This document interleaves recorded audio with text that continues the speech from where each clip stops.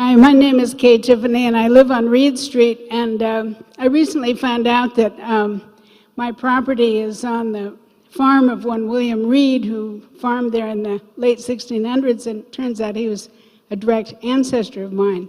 So I feel like I have farm roots in Lexington that I just discovered. I'm also old enough to remember my mother's extensive victory garden in World War II, and her canning and preserving and all those things. And we, I learned to farm, grow vegetables as a little kid, and I'm an avid gardener ever since. There's a national movement to create community farms. It is actually sweeping the country, and Lexington has an opportunity here with a community farm in hand to join that movement.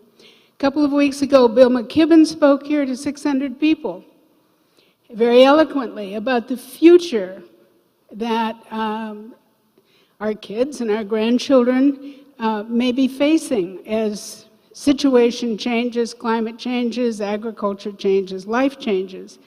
And he emphasized the need to develop sources of local food that is grown close to communities and building sustainable communities.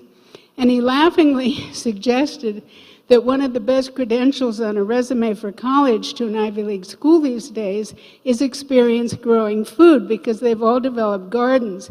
And the kids are gardening. And the very next day, there's an article in the Globe showing a picture on Mount Auburn Street in Cambridge of Harvard's vegetable garden.